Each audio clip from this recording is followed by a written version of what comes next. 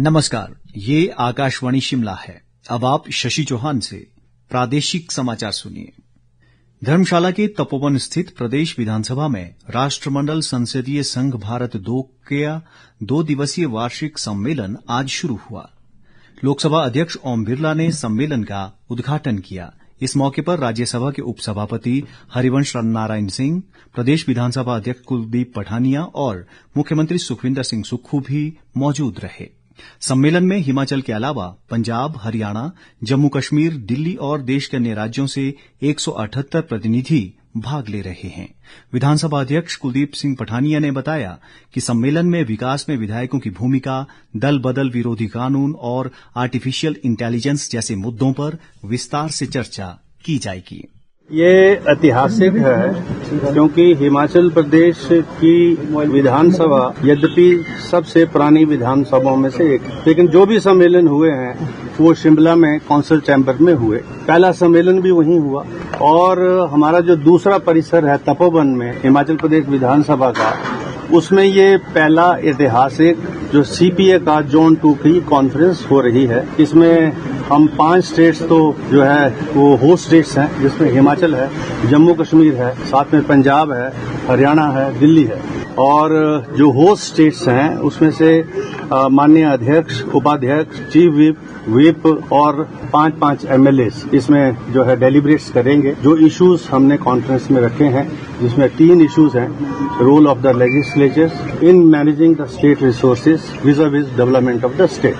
दूसरा जो 10th schedule है एंटी डिफेक्शन लॉ, उसके ऊपर क्या दृष्टिकोण है सभी राजनीतिक दलों का और माननीय अध्यक्ष, उपाध्यक्ष और माननीय विधायकों का। और तीसरा, आज के समय में आर्टिफिशियल इंटेलिजेंस जो एक महत्वपूर्ण विषय है, उसके ऊपर किस प्रकार से लेजिस्लेचर की इस प्रोसेस को हम आर्टिफिशियल इंटेलिजेंस के माध्यम से और सशक्त और मजबूत कर सकते हैं।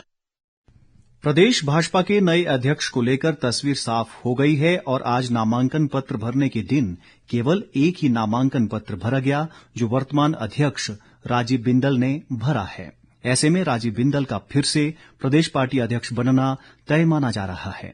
इसके अलावा राष्ट्रीय परिषद सदस्यों के लिए भी 8 ही नामांकन पत्र भरे गए।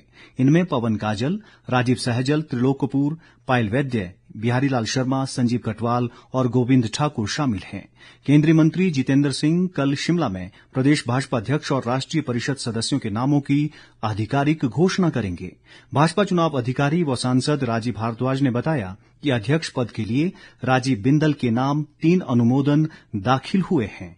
पहले सेट में जयराम ठाकुर के नेतृत्व में सभी विधायकों ने अनुमोदन किया। इसी प्रकार दूसरे सेट में अनुराग ठाकुर के नेतृत्व में सभी सांसदों ने अनुमोदन प्रस्तुत किया है।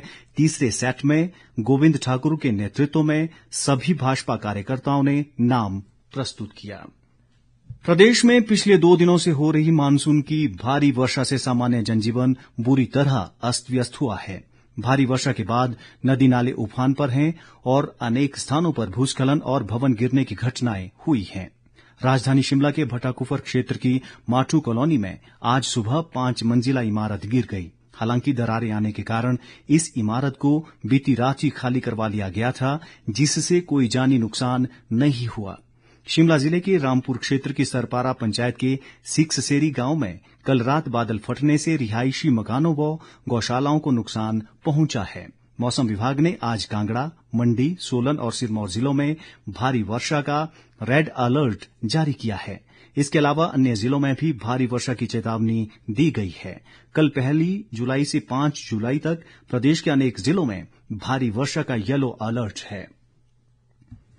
कैलाश मानसरोवर यात्रा 5 वर्षों के अंतराल के बाद आज से शुरू हो गई। कोरोना महामारी के कारण वर्ष 2020 में इस यात्रा को स्थगित कर दिया गया था। इस वर्ष ये यात्रा सिक्किम में नाथुला पास और उत्तराखंड में लिपुलेख पास के मार्ग से आयोजित की जा रही है। विदेश मंत्रालय के अनुसार ये यात्रा जून, जुलाई और अगस्त महीने में जारी रहेगी। कैलाश पर्वत भगवान शिव का निवास स्थान माना जाता है। इसी के साथ ये समाचार बुलेटिन समाप्त हुआ। हमारा अगला बुलेटिन आप सुन सकते हैं सायं 6 बजे। नमस्कार।